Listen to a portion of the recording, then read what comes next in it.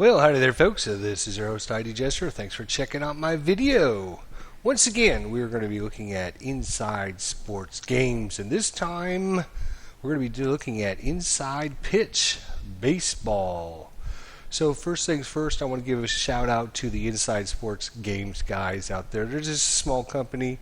They saw that I was running some videos here for their hockey demo, so hopefully you checked out those videos as well. But he decided to go ahead and send me a copy of the game so that I could show you guys some more in-depth details on stuff here for the inside the pitch baseball game. So thanks a lot to them for providing that to me, and hopefully I can show you guys exactly the inside pitch baseball game here.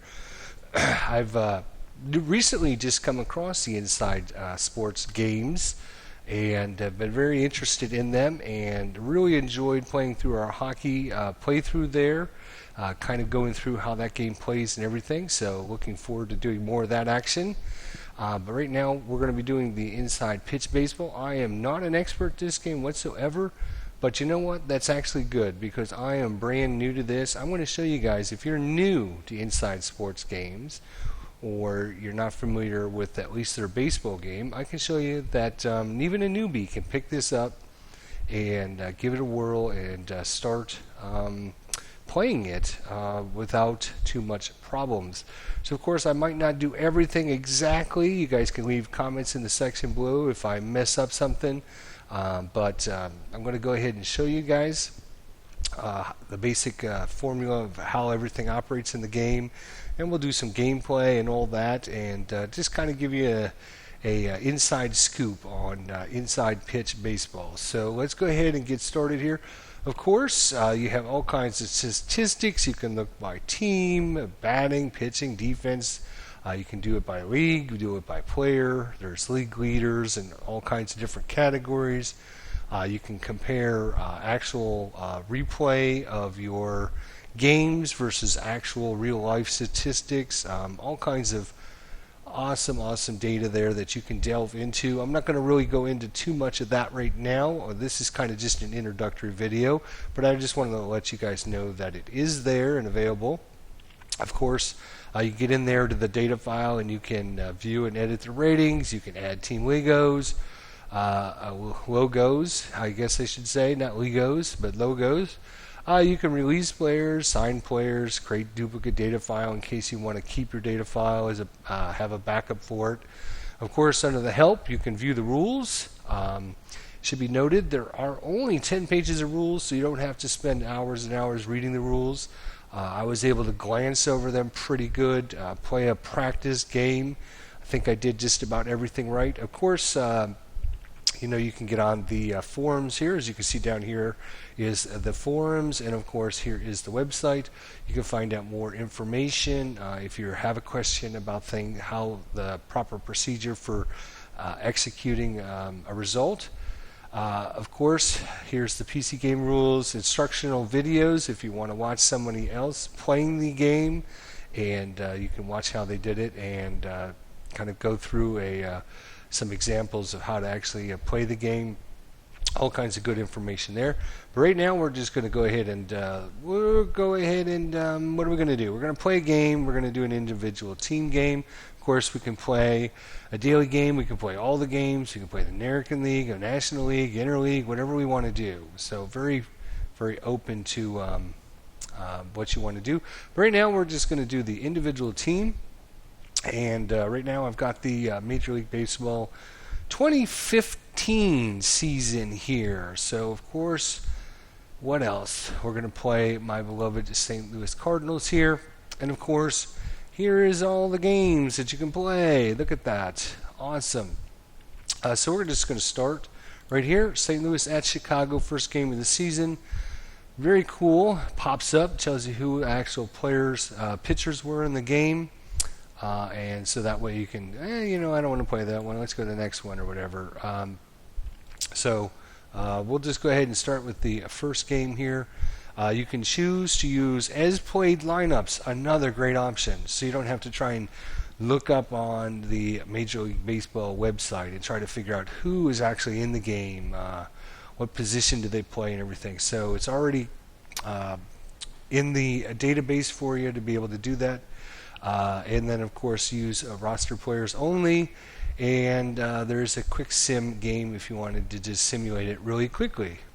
Let's go ahead and go into the game options here so you guys can see what's actually in the game. So as you can see, this is the first game of the season. St. Louis 0-0, Chicago 0-0. Of course, you can shut down strategy, and we'll get more information about that here in just a few minutes. So you can turn that on and off. You can turn the sounds on and off, and you can disable the crowd noise if you do have sounds off. What I'm going to do is, again, I'm just going to turn the sounds off. So this way there's none of the sounds kind of cut off what I'm saying and stuff, but comes with really good sound effects and everything. But again, I'm just going to leave that off. Dice animation, we're going to turn that on. I kind of like that. Injuries, you can play with or without injuries, whatever you want. You can have the computer auto pull the pictures. You leave that on yes or no. I'm going to put it on no for right now. Defaults to yes, so they will automatically pull the picture when they get tired. So keep that in mind. Rare plays, you can turn these on or off, and use roster players. Only use the players that are currently on the roster when using select reliever or select pitcher. We're going to say no to that. And of course, screen resolution, you can use the default resolution or preferred resolution. Haven't actually messed with this too much, so I'm not sure exactly what it does. I'm just going to leave it as the default. So let's go ahead and choose our starters. So you can see what happens here. It brings up the pitcher here, Adam Wainwright, and of course John Lester for the Boo Cubs. And we're going to go ahead and go right into starting checking our lineup. Notice it already has our lineup in there and all the stats and statistics, but of course it lists everybody on the team, so you can mix and match. If I wanted to look at, say, first baseman, and I can see who can play this position, what they bat, left or righty, and all kinds of detailed information. Since it's already filled in for me, I'm just going to leave that go. I'm not going to be making any changes. I want to, of course, replay this game exactly as it was, and so we'll just leave everything there. And then for the home lineup, you can see it does the same thing for John Lester and all of the Cubs.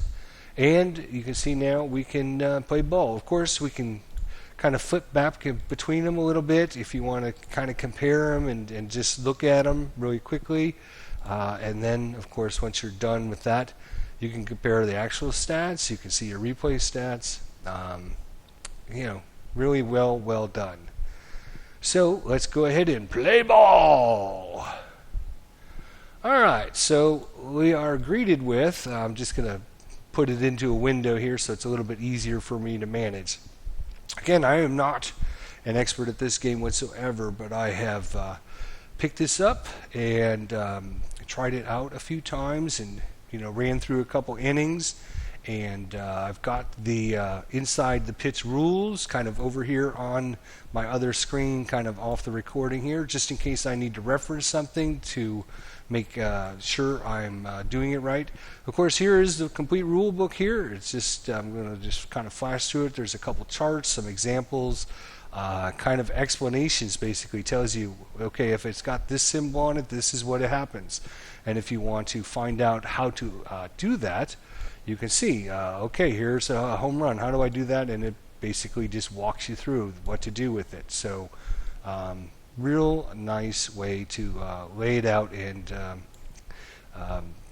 give the information concisely and neatly for the players to really be able to understand how the game plays. Because I'm just going to slide this back over here. Because when you look at this, it looks like, oh my God, I'm never going to understand this. I have no idea what all this stuff means. And it looks a little daunting at first. It really does. But to tell you the truth, it is not that bad whatsoever. It's actually quite easy once you understand a few basic concepts. So hopefully I can just, as a newbie, again, I'm not an all-time professional at inside pitch. Hopefully one day I will be. Really enjoying this game. I enjoyed the hockey game. I'm enjoying the baseball game just as much.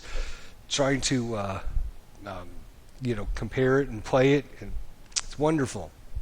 Anyways, so basically, like all stat-driven simulation games here, especially in baseball, it's all kind of stat-driven, and there's some very important things here. But basically, down here in the bottom right-hand corner, kind of the easy part over here, just basically tells you about what's going on and the runs and the hits and the outs and stuff. Up here in the top right-hand corner is just the players. Their batting statistics, the scores, and of course you could import your own pictures here. And I mean pictures like is in photographs. You could put your photographs in here of the players, so that way you can actually see them if you have them. Of course, I don't have them in my directory right now, and I'm not ready to do that at this point yet, but hopefully maybe in the next time I will. Okay, so that's kind of the right-hand side of you're basically going to kind of just ignore that right now.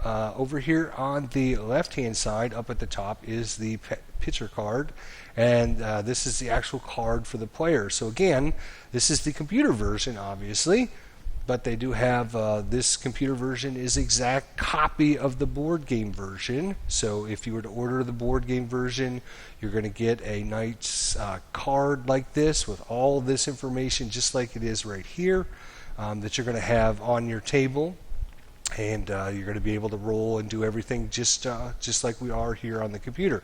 Down here on the bottom, exact same thing here. We have the batter card. So one of the things that I really, really like about the fact of the inside the pitch baseball is, when you play, I've played lots of different kinds of sports simulation games, and especially the baseball ones. They tend to be, well, you either roll on the pitcher's card or you roll on the batter's card, or, it's just, there's no variable on it. It really, it's a 50-50 shot, to roll here or roll here. And in this game, what I find very interesting is that you're going to start the play here with the pitcher who's got the ball, and he throws it. And you might get a result, and you might not. You might go to the player's card. And they're very interactive back and forth, because sometimes here you're going to be checking stats up on this guy. Sometimes, even if you get a result on here, you're going to be checking stats over here. So they're very, they kind of meld really well together. I think it's a great, great option. Down here in the middle section, kind of down at the bottom, is going to have your base runners and your strategy. So that's kind of another big thing when you play any baseball kind of simulations. You want to have kind of in-depth strategies, for squeezing, sacrifice hitting, picking off, bunting, hit and runs.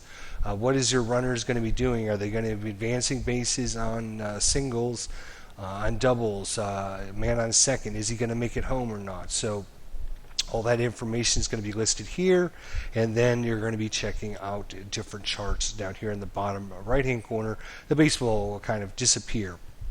So as I mentioned, very simple. What we're going to be doing is we're going to be rolling on the on the pitcher's card first, and we're going to get a result. We're going to be rolling 2 6-sided dice and a 20-sided dice, and almost everything here in the game is going to have a range.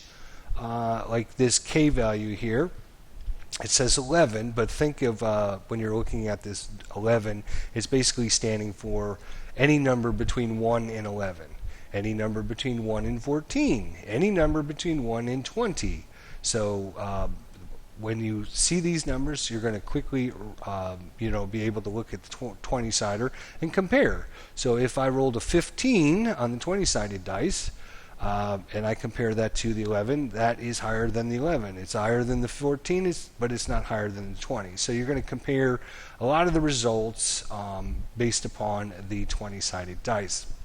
Not all of them, but some of them. Sometimes you'll be using the 6-sided dice.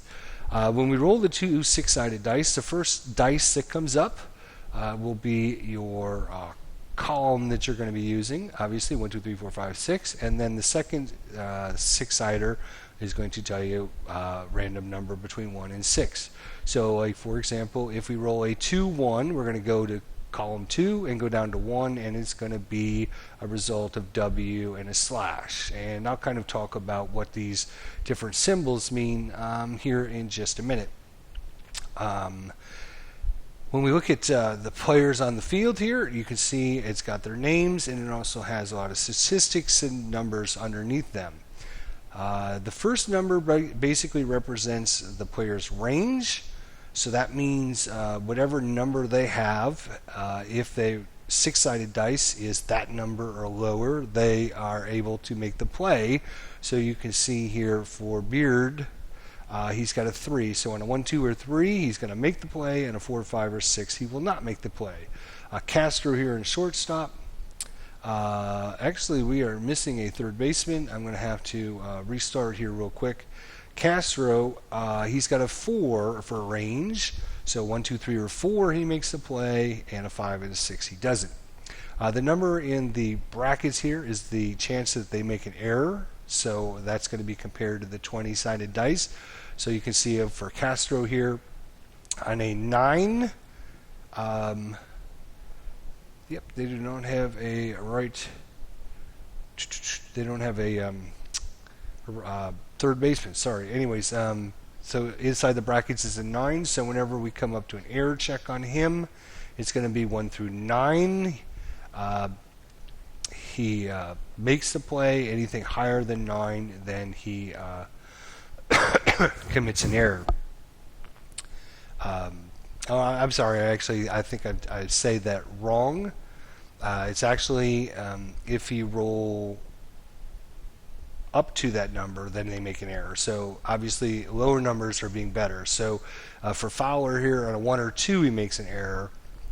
3 through 20, he does not make an error. For Castro, it would be 1 through 9, he makes an error, and 10 through 20, it would not make an error. And then this is numbers we're going to be using for different base running checks, stuff like that. So before we get started, actually, let's exit real quick because I think I actually messed up already. Apologize for that, but let's go ahead and do an individual team again here. It'll only take us just a second. And game options. Again, I'm going to turn the sound off, pitcher pull no, and everything else will be defaulted. Okay, choose the starters. Alright, choose this. Home lineup.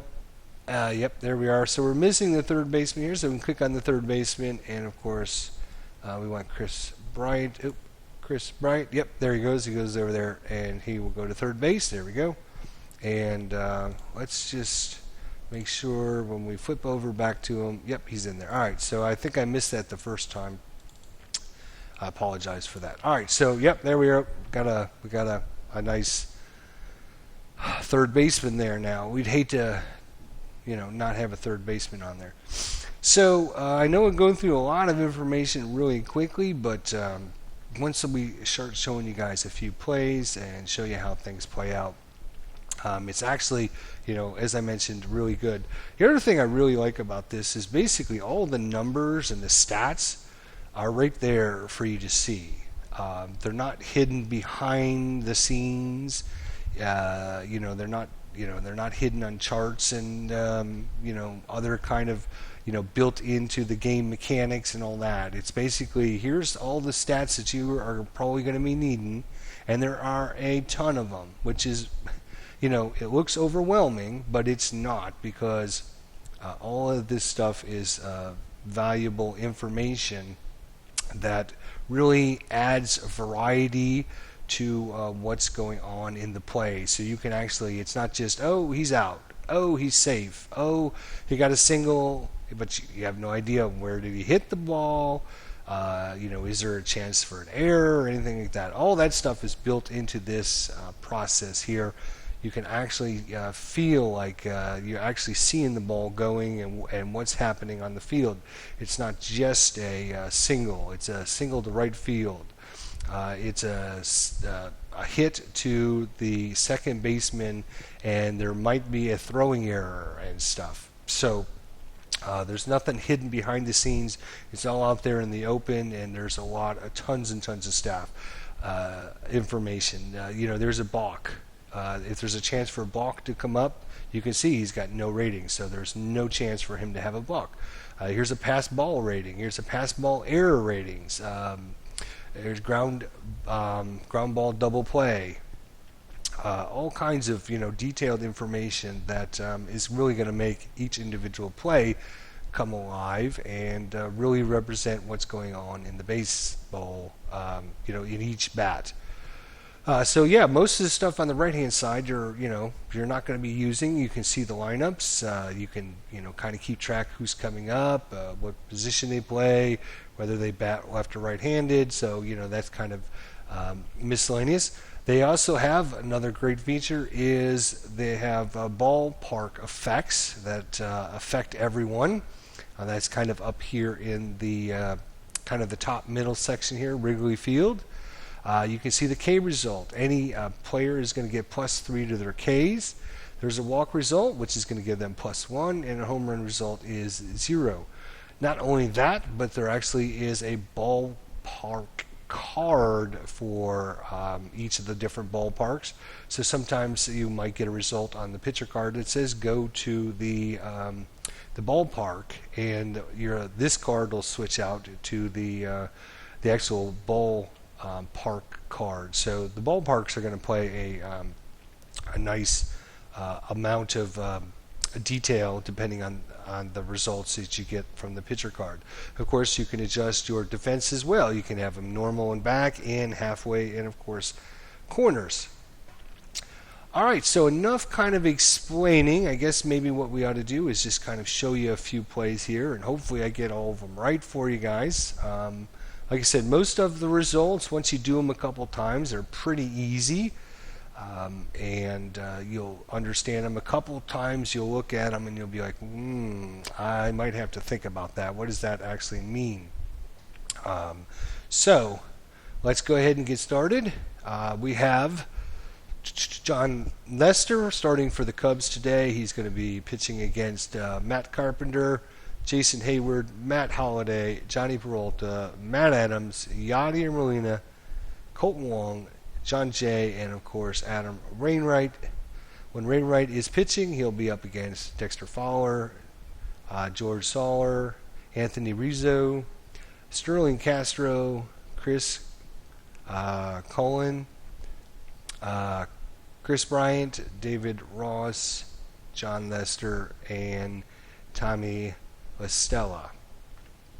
Interesting enough, that notice with John Madden being the new manager there, they actually have the pitcher batting 8th spot because his strategy, I know back in 2015 season when it first started, his strategy was to put the pitcher 8th, so that way he can get a better chance of having someone on the base path when second time around where Fowler and Rizzo and Castro and Soler could get more opportunities for RBIs and do more damage that way. So he actually put the pitcher at the 8th spot. Not sure if he still does that anymore or not, but I know in the 2015 season at the beginning that was kind of the thing that Madden was doing.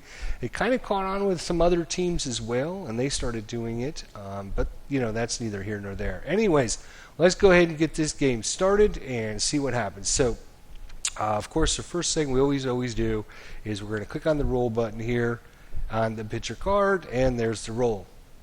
So you can see the first 6-sided dice, the second 6-sided dice, and of course the 20-sided dice. So we rolled a 3, 6, and we rolled a 7 on the 20-sider. So the 3, 6, what we're going to do is we're going to go to column 3, and we're going to go down to result of number 6 is the random dice. So it's an RP @ symbol, I believe is what that is.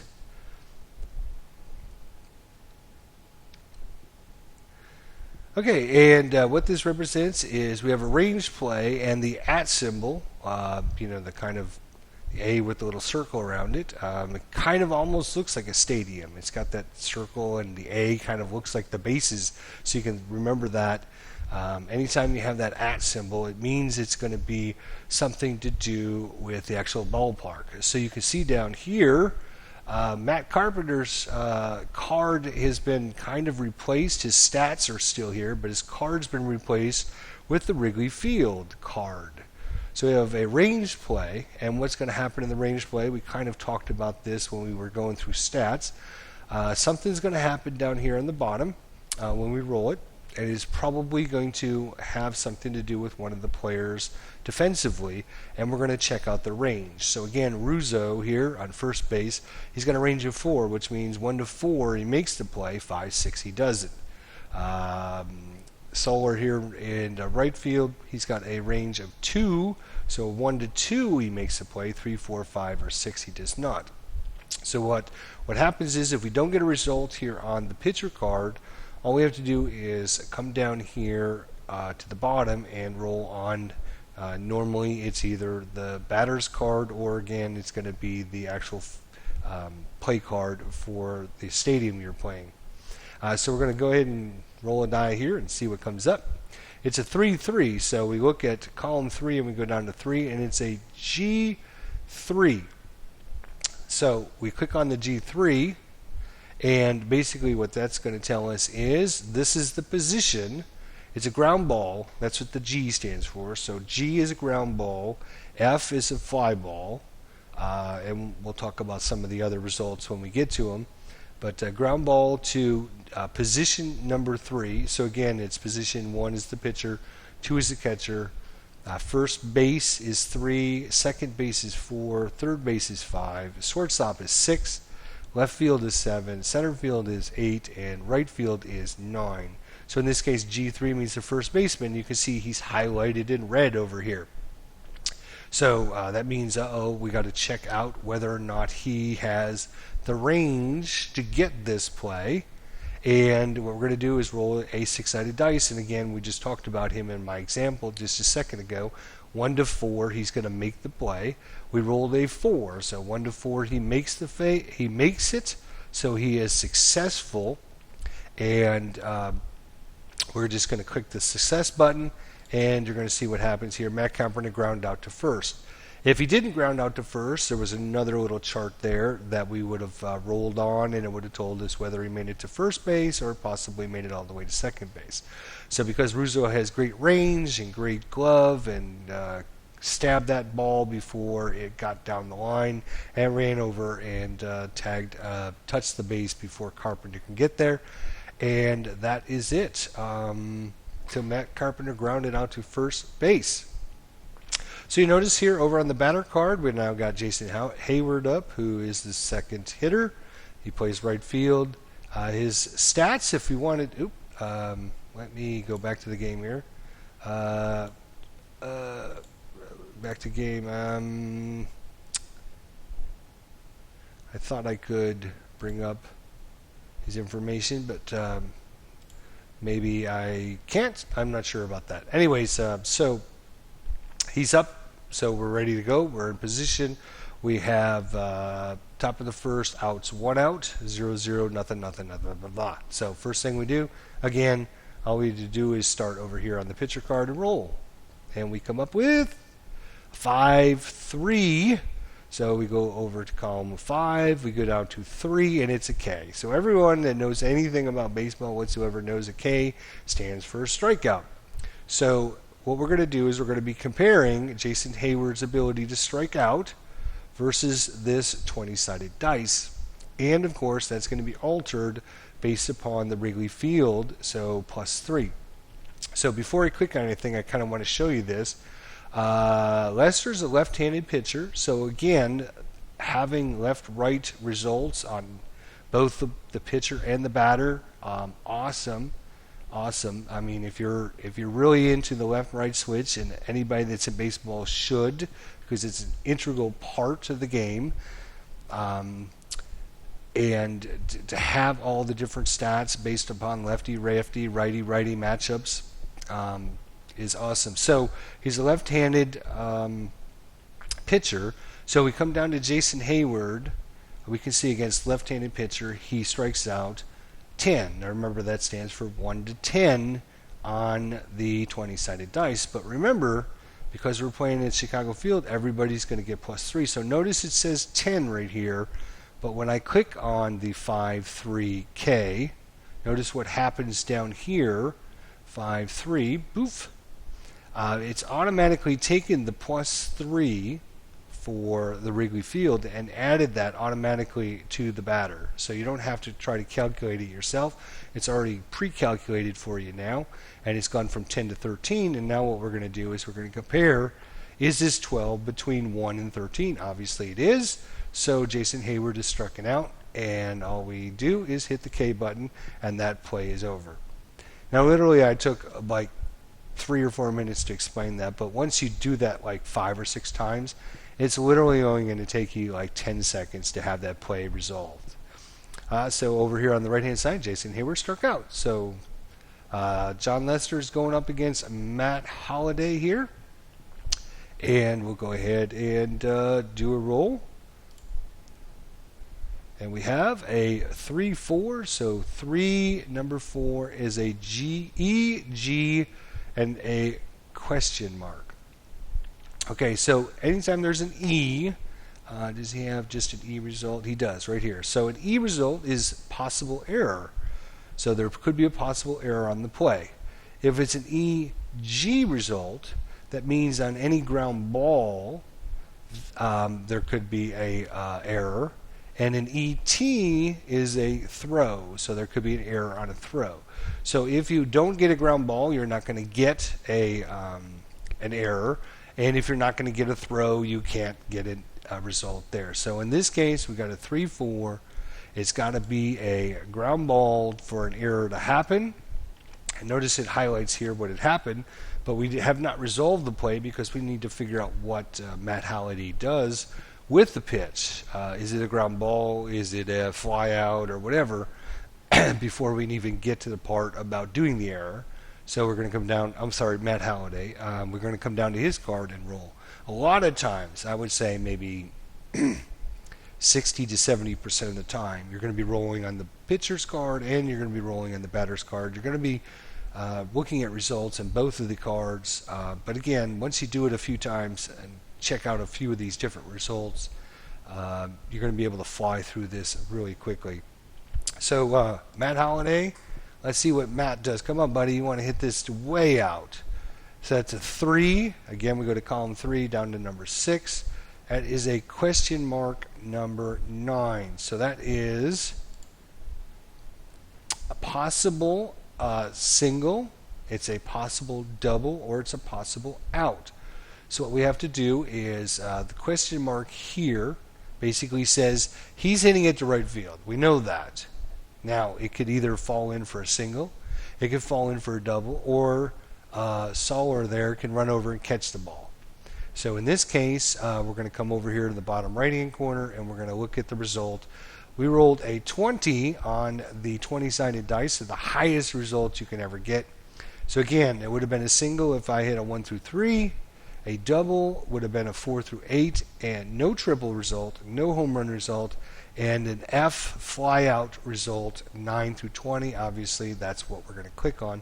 So Matt Halliday flies deep, but Soler gets under it and catches it. We're going to ignore this EG because it wasn't a ground ball anyways, and it is going to be the third out, so that wouldn't have mattered anyways. Bam. And that's it. So the Cardinals go down 1-2-3 in the top of the inning, and we're going to go ahead. Let's see. Yeah, we can probably do. Let's do another couple batters, and then we'll come back in the next episode and do some more gameplay for you guys. But just to include this, so you can see, I mean, I'm doing a lot of talking, but I'm kind of explaining things as a newbie. My thought process is what I know about the game and everything. So again, Fowler is going to come up, but we got Adam Wainwright pitching up here. So we can see some of these results we've already looked at. HBP is a hit batter potential. We're going to look at the card down here and compare the 20-sided dice. The K results, we already seen what we can do with the K results. There are sometimes ones with inside of brackets, like this 4-1 is an S1 that's inside of brackets. And what that represents is if the pitcher's actually tired Well, how do you know if the pitcher's tired or not? Well, it's quite simple, and I love the way they do this. So you can see over here in the top of the card has all of the information on the pitcher here. It actually shows you the number of starts. This shows you their how many batters they can face before they're considered tired. So 25 batters for Wainwright. And then the last number here is called the pull rating. So the pull rating is basically anytime he gives up a walk, a hit, or a run, you're going to subtract 1 from that result. And when this gets down to 0, it probably means he should be pulled out of the game. Do you have to absolutely positively pull him out of the game? Well, that's up to you as the replayer to decide. Same thing when he faces 25 batters. If he's got an 8-0 lead, you might want to leave him in the game to see if he can get the complete game shutout or whatever. You don't have to quite adhere to this, but there are some penalties.